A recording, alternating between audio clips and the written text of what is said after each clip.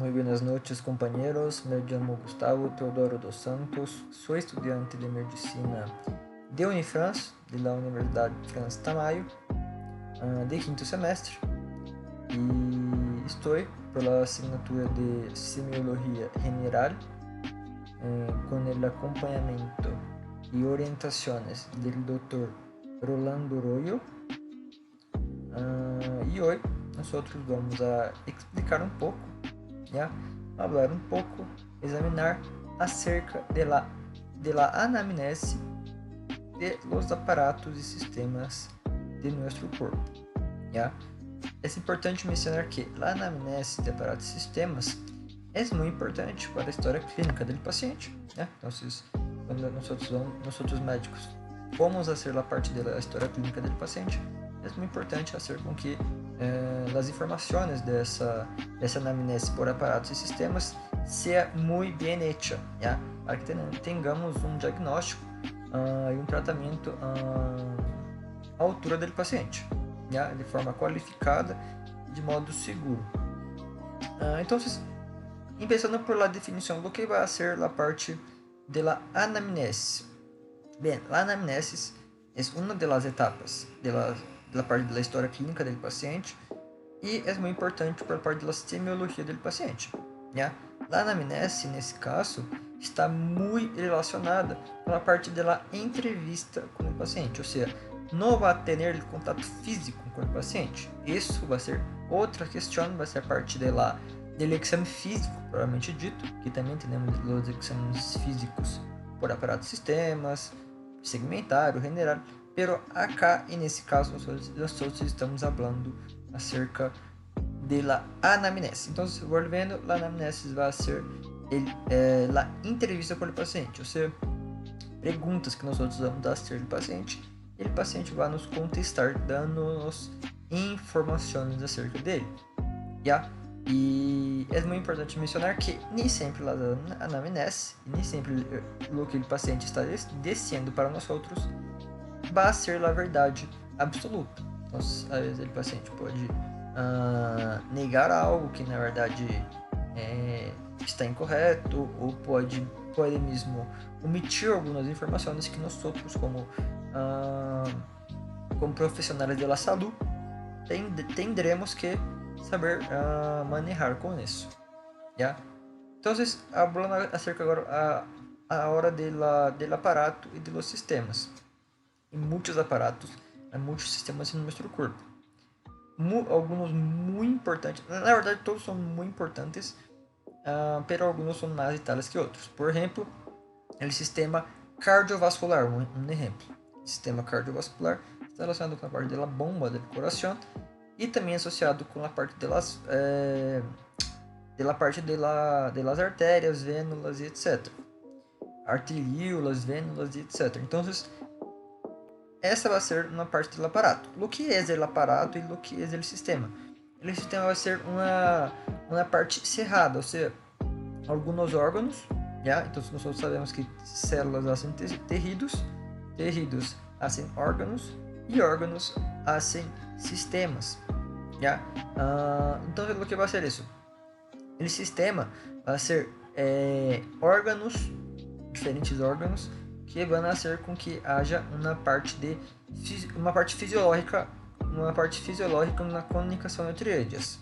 Yeah? Então, como já mencionei, a parte do coração, a parte das artérias, vênulas, etc., dos vasos sanguíneos de forma general, assim no sistema, que é o sistema cardiovascular.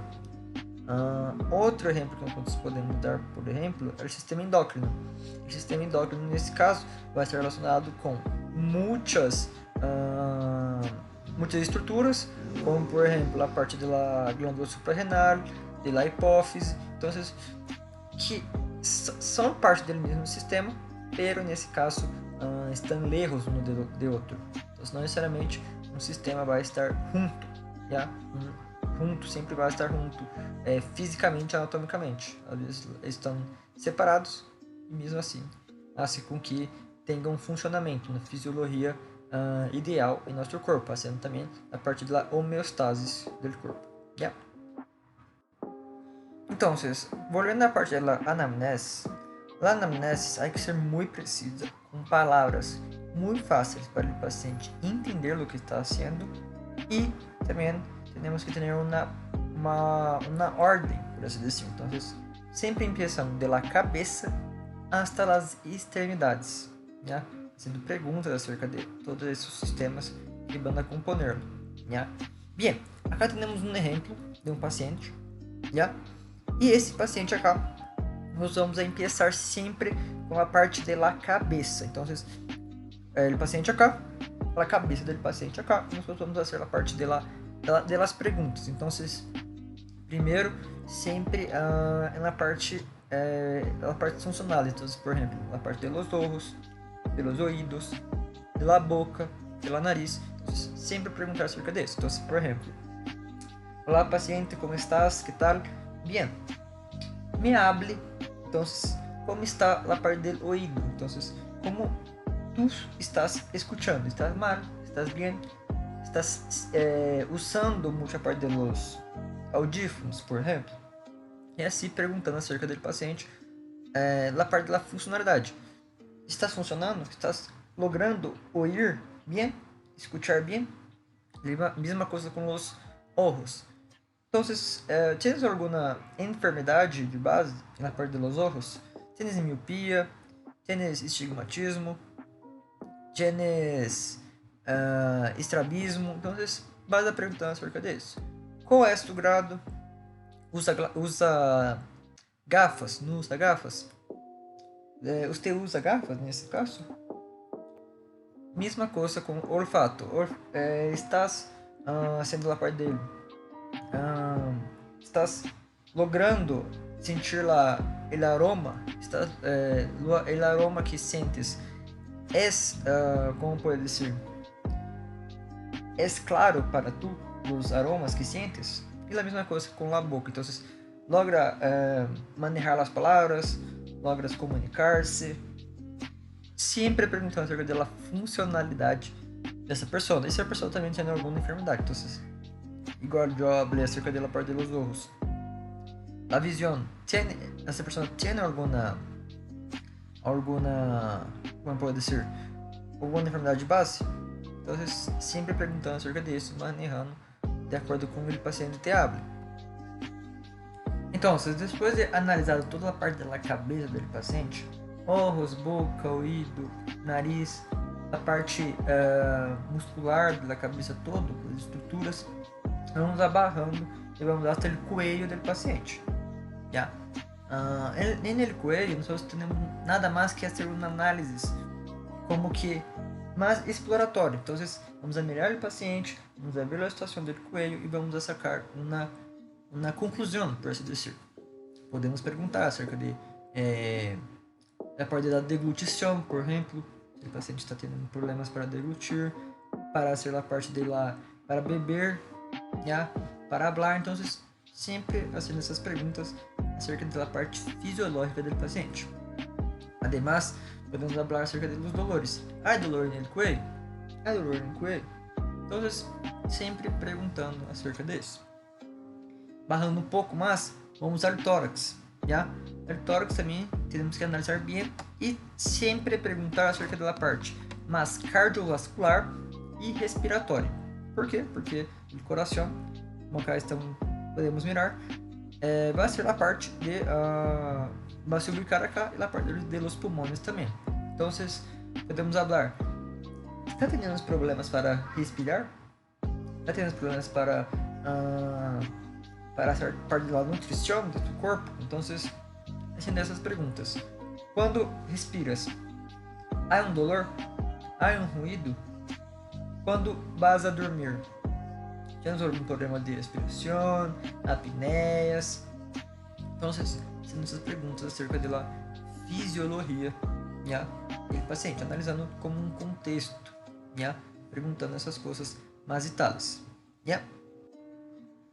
Además, na parte do coração, temos que mirar a parte dos vasos também. Então, sempre analisar essa parte dos vasos e perguntar ao paciente se ele está tendo problemas, na opinião dele, se está tendo problemas para respirar e tudo isso, que é muito importante. Descendo um pouco a mais, então, começamos pela cabeça e vamos descendo até o coelho e o tórax. Estamos agora en el abdomen.